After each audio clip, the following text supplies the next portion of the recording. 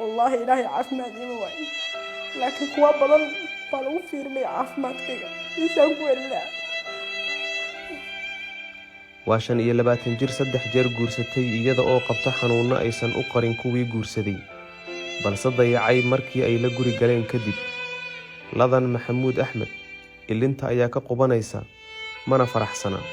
waxa ay ku nooshahay magaalada Qardho oo ka tirsan dhulka uu ka taliyo maamulka Puntland hooyadeed way geeriyootay aabaheedna waa da qudhiisu waxa uu ku xanuunsanayaa Hargeysa oo Somaliland xarun u ah kaligeed ayuu awlaad ka dhalay ladan iyadoo aan qangaarin ayaa si qasab ah nin loogu guuriyay maadaama aysan gaarin lahayn garaadkii guri dhaqidda iyo in wax laga dayo toona isfaham waagii halkaas ka dhashay ayaa bilow u noqday nolol mugdi ah oo xitaa gaarsiisay in jirkeeda dhaawacyo loo geysto waa sida ay ii sheegtay xanuunada ay qabto oo sababay in 3 jeer la soo furo oo ninkii guursadana uu ka cararo iyo daryeelka hadda ay uga baahan tahay Soomaalida adigu aad ku jirto ayay inooga sheekaynaysaa ka raali ahaada haddii ilinta ka qubanaysa ee bedesho dareenkiina Soomaaliyeed oo in badan waligeed aan hor fariisan kaamiro laakiin maanta danta iyo duruufta jirta awgood ay qabsatay in soo fariisato in badan baahiyaheeda qarsanaysay qalbigeeda ku qarsanaysay qofku waxa muhiim ah inuu jirka ka qurux badnaado inuu qalbiga ka qurux badnaado laakiin qof walba wuxuu dareemi karaa baahida jirta markuu qof soo hor fariisto kaamiro aniga waxaan ahay gabadh sanadkii 5 aniga waxa kula jirta hooyada Allah iga qaaday aabahay isaga xanuunsan wuxuu ku noolyahay Somalilandtaas kaliya awlaad iga dhalay family aniga maanta jooga dunida ma jiro ama wax taraya markaan xanuunsan tahay ama muweysantahay ama bantahay waxa kaliya kula wadaagi dhibkaaga waa qofka damqanaya ama jirkaaga runtii in qalbiga jirka laga qurux badnaado wax wanaagsan in qalbiga laga qurux badan yahay aniga maanta waxa la noolaa sonkor waxa la noolaa dhiikar waxa la noolaa neerfe waxaan qofta kaliya maalin 3 dhacda ilaa ilaahay intuu qoray maahan alxamdulillah dunida waa ku samaysanahay imtixaanka ilaahay uu keenay ilaahay caafimaad iima waayo wallahi ilaahay caafimaad iima waayo laakiin kuwa badan baa lagu fiiriyay caafimaadkayga إنسان ku ilaa waxaan iga codsanaya 3 goor baan soo maray noloshayda mid walba waxa uu bandhigay xaalad aan ku jiro mid walba uu soo dhaweeyay intuu ay guursan way ugu yiraahday laakiin maalinta noloshayda gudaha u galay waxay igu noqotay noloshayda caqabad markaan sugay farxad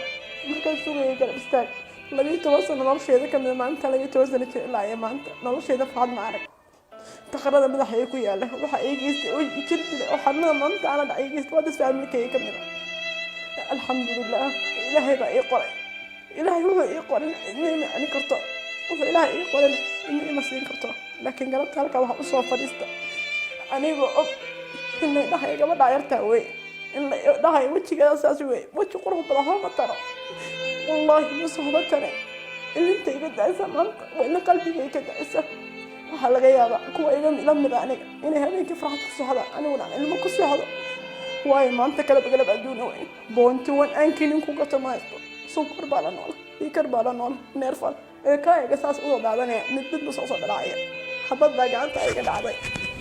halka habad baa gacanta halkaas laga soo saaray jirkayga saas u noqday wada barbaraha madow bararkaas way jirkayga u noqday alxamdulillah oo ku qanacsana ilaahay wuxuu ii keenay ugu madacnani بين آدم يعني وحبي ما ترك لكن ما أنت مش شقيس الكرخة وأنا كل شقيس ما يستو قفت ظروف يسمى بها حول ما يستو نليه قفنا قف خمسة مرة قف والله بين آدم أو الدنيا وكنا نروح ورا قف عاف مع القمر إلهي رب سبحانه وتعالى بين آدم كدوشو كسمة لكن درهم في قلبي ولا هلك ولا بدوي ما أنت واحد ولا عشرين سنة عليك إلهي بنا سوى معنا جودة لجي مسلم بانا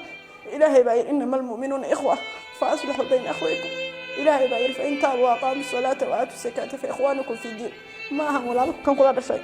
أيوة كسوهم في الصلاة دي صدق الله لا بحول ولا كعب ما أنتم حنا ولا لي وكلمة أشهد أن لا إله إلا الله وأشهد أن محمد رسول الله وهاي نيجا عصنية إلهي درتي بوجه الله قبيل نيجا عصنية وصل معنا نمو إلهي درتي وهاي نيجا عصنية ما أنت إنا قرب ولا نمو في رسالة ما دام أنتم ممكن ولا لو بتشرون وغير كبرنا إن إلهي رب سبحانه والباوث بعث لي قف والبدونية ممكن تغير بوحدة وصح بوحدة ما أنت أولاد ما هيستو أنكو إنك وشو هنون كاسا قف والبيق الرابي ما أنت قبل يا رشيد عدسيتو تعال لكن ما أنت قف والبويسو هنقل تاقيا وروح هذا مركو أركو لكن قف دريمي كان قلبي جيجا متشلو وحا كتشلا مركا إن شاء الله قف والبإلهي الأقلوب تيس قف والبقلبي جيس إلهي وحا كتشلا ورمي أنا مركا وحا روينا ولاتين بسي ولاتين مدى ملوغة أي لقى بسطة ما دام أنا أخقف dhiikar iyo sunkor la nool oo stress aan u baahnay haddana stresska aan noolahay waxaan iga rabaa garab waxaan iga rabaa walaalnimo waxaan iga rabaa islaamnimo inaad ilaahay darto wax iigu qabataan biwajhina waayo maanta waxa ay qabataan u baahan idinkuna birka maalin baahdisan idinka u baahan qof walba maanta wuxuu baxsado unbaa meel u yaala waayo dunidayda ayaamo iska kooban oo ayaama macduudaad qofna uusan adduunkan uusan ku waarin haddii qof ku waarin nabi maxamed baa lagu innaka mayitun wa innahum mayitun dareen marka waxaa bereenta maanta gabar walaashaaya oo ilmeynaysa oo adduunka ku kula nool oo magaca Soomaalinimo iyo Islaamnimo ku kula wadata ya maanta waa garanaya dad badan baa waxay dhaayaan nabi maxamed Facebook waxa soo bartay social media laakiin dhibaatada ay haysato ma dareemi karaan ani uma dareemi karaan waxaa dakhal wajigay ku yaala waa jidnin dhabiito wajigay igu sii igu geystay maanta awoodii ma sheegan karo wayga awood badan marka bilasxaan ilaahay dartii waxaan dhakhtar ku tago iigeey dhakhtar meel iigeey intaas badad islaam ah oo mucaawinaada oo muxsiniinaad tiin dhaxdarka islaamkaas xoolo baxa ani intaas ayniga cusubnay bifadl qof qalbigiisa kama turjumi karo marka dhaawacantan oo markaas boogaysantahay dunida dhan baa markaad boogaysantahay waa kuwa kaliya laakiin marka aad qoslayso qof walba uu kula qoslaya una kula dhool cadeynaya laakiin ma jiro xaqiiqada marka ooyni qof kula ooynaya maanta ma soomo ما أودي كرسون سكرتي وين عسى وين عسى وحاس كذا بحي ما أودي قبل على نور ما هقف أهل مقلة نور إلى هدرتي ولا نور كلاس بيا ما أنت ما أودي كر مركب ولا عليه بفضل إلى هدرتي وهكذا إني مرة وما أنت والله هو فلان بعد رجل هلا عاوي أنا ورياش وجيتني تيفي أنا نبكي قرصني لكن هو قرصني وهي حقيقة مركب إلى هدرتي بوجه الله وهي وقبته بوجه الله إذنكم أنا يوم يقرر هذين قبل يقول هذين الصومالي النبي إله درتي بانتم حين يقرر إن شاء الله جزاك الله